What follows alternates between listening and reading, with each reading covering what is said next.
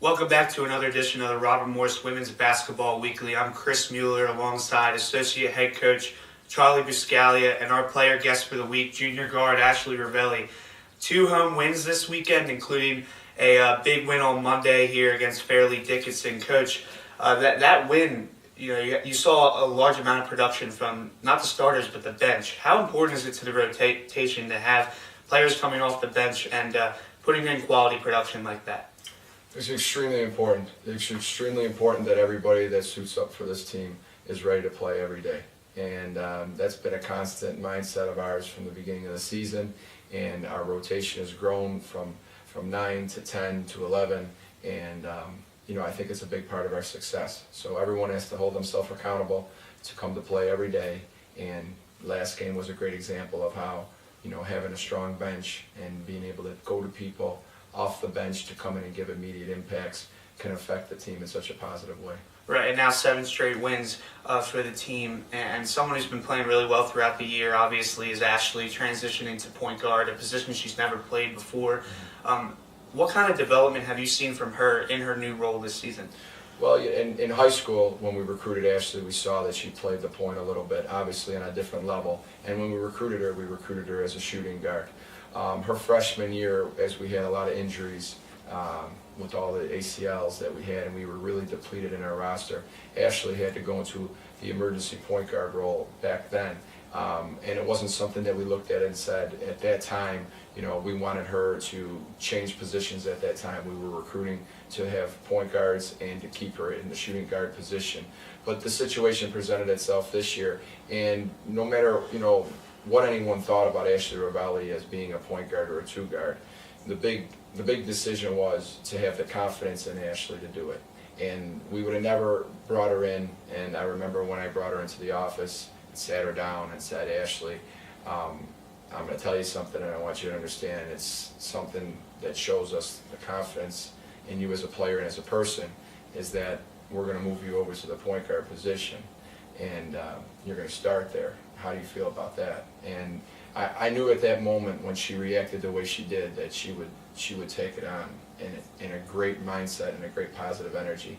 And I think that's been a big part of the result of how well she's done transitioning over into that position, because she was accepted towards it in her role as being a captain and being as a leader on this team, right. Saying, hey, whatever the team needs me to do, I will do. And not just do it in body, but do it in her heart and do it in her efforts every day in practice. So I think with her role as being a captain also, I think it's a great fit. And it's worked out well so far. Right, and starting into this month, the team has donned the pink jerseys again. It's obviously a tradition that's going on for a few years here, very popular among campus. What's the meaning behind those jerseys? It's a Cancer Awareness Month, the month of February, and we would wear them all the way through the month. It's something that we've taken a lot of pride in. Cancer has affected so many people. I think just about anybody that has someone in either their immediate family or their extended family that has suffered with cancer, and especially with women and breast cancer, how prevalent it is in our society, as far as how many women are affected by this terrible illness that that every day we're striving to conquer.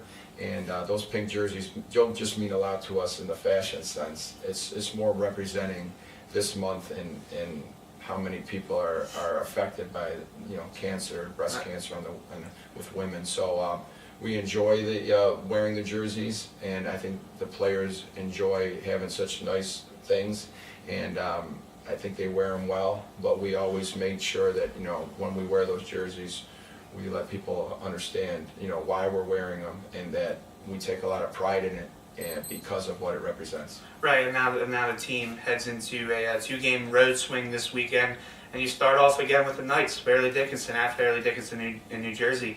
How difficult is it to face a team back-to-back like that and try to pull out another win? Well, there's challenges on both sides. We don't always want to put ourselves in a position of being in the struggling or the victim of a schedule, but when you beat a team the last time you played, and it's fresh in their mind, there is challenges with that on our end. We have to make sure that we understand that they finished that game stronger than we did. We grew to a nice, comfortable lead in the 20s. And then down the stretch, after the 8-minute media timeout, they made some considerable runs on us to get this down to 13. And most of that second half, it wasn't a 13-point game. It was extended to 20 or more. So credit to Coach Sinella for keeping his team playing hard all the way to the last, to the last buzzer. And with us, we have to understand that, that gave them some confidence that, we could play hard for 40 minutes. Robert Morris wasn't willing to go for 40 minutes. And we were happy that we won, and we took another step towards in the right direction as far as in the win column. But we have to make sure now that we go to the film and we get out there and practice and fix the things that we did wrong in that game. Because Fairleigh Dickinson's watching that same game, and they're going to attack the things that we've shown as a weakness in that game. We have to come back now on Saturday and fix those things that look like weaknesses and show them that, we're not going to settle for just winning that game on Monday and going into this game in a comfortable state. We are still going to remain hungry, and we're going to fix the things we need to do better. Right. Thank you, Coach. And Ashley, we'll move on to you. Same question. You guys had a great win on Monday against Fairleigh Dickinson. Now you travel to their place this weekend and face them. You were on the court. How difficult is it to face the team twice, and what are you looking in to improve heading into that game? Like Coach B was saying, we didn't play for 40 minutes, and they definitely, noticed that. I definitely gave them confidence, and I think that they want us, to beat us, and we are playing at their place, so everything's going to be harder, and I know we have a huge target on our back, and I know they're going to give us a good and a hard game, so we know we need to, go there and be focused and have energy in order to win, or we won't be able to. Right, and everyone's talking about your position change this year, going from shooting guard to point guard, a new role as the captain of this team. How challenging has it been for you to change roles, and what have you been focusing on the most this season at the point? It's been difficult. I'm not gonna lie. Sometimes I just I have this mindset of a shooting guard when I need to understand that as right now I'm a point guard. So that's probably the biggest focus I have right now.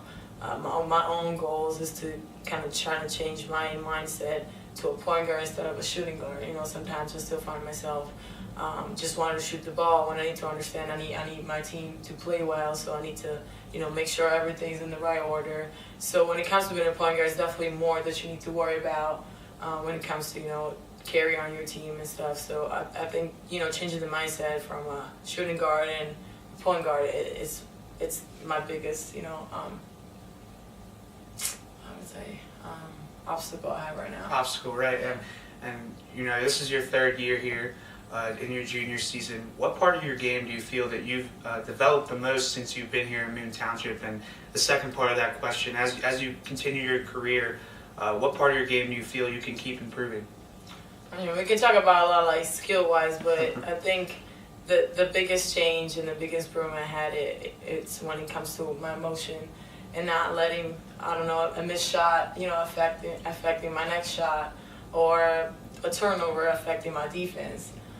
So trying to control my emotion, and I worked a lot with Coach B, and he helped me a lot through this, for sure, for this 3 years, and I still have him help me this year because it's tough, and it's tough to do it. It's tough when you're really passionate about the game, and when you're really impulsive as a person, and when you're really loud like me, and it's really hard. But as long as I know, and as long as I have my coaches that are working with me, I know.